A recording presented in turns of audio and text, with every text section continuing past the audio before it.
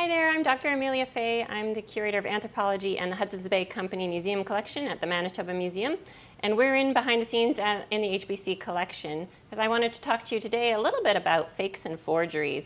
So it's a common thing that I actually get a lot of public inquiries about objects people have found online, and they've either already spent a significant amount of money buying something, and then I have the heartbreaking job to tell them that actually that's not an authentic piece of HBC history. So I thought I would talk a little bit about what you could look for red flags if you are interested in looking at auction sites and things that are online to see what's authentic HBC and what's not. So I brought out two common trade objects that are often you find fakes and forgeries online. So one of them is lead bale seals. And so these little bale seals, and I've got three different types out here to show you today. I've got one that's just kind of like plain lead.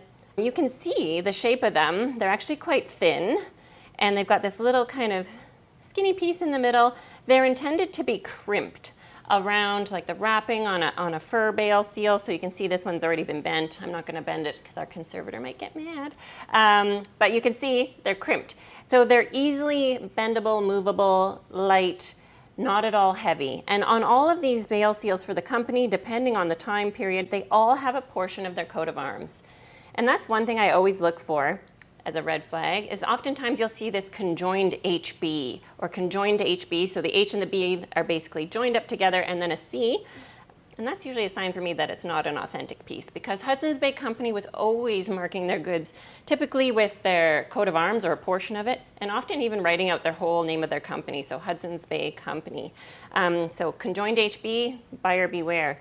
So we've got a gold variety and one that's got enameled red on it as well. So this is what a bale seal looks like, not a big chunky heavy piece of lead with a big HB on it.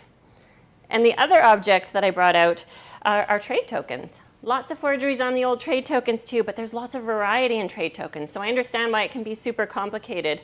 They've got a whole different range of trade tokens that were produced over many different years. The common ones that a lot of people are familiar with are these brass trade tokens, and again, they've got the coat of arms on the front and on the back. These ones in particular from the East Main region, so it does actually have the conjoined HB. I'm contradicting myself in this instance, but it also has the coat of arms on the other side, and then it talks about made beaver. And so we've got the brass ones. Later they started to produce these really thin, kind of almost flimsy feeling aluminum ones that they say HBC and then the denomination on them. And then for other regions, these ones are for sort of the St. Lawrence district. They've written out their whole name, Hudson's Bay Company. And again, these sort of thinner tokens. So it's always good to be a little cautious before you're going to go out and buy something online. And sometimes you might find objects that don't fit the mold. And there were fur traders who did do their own thing. So we do have some examples where someone who worked at a trading post made their own tokens. So these ones are Ralph Parsons, and he was from Newfoundland and worked a lot in the Eastern Arctic. And so he's got Parsons written on his trade tokens. So we find a few oddities, but for the most part, when you're thinking of the Hudson's Bay Company, think coat of arms and think writing out their name instead of any sort of gimmick or beaver iconography.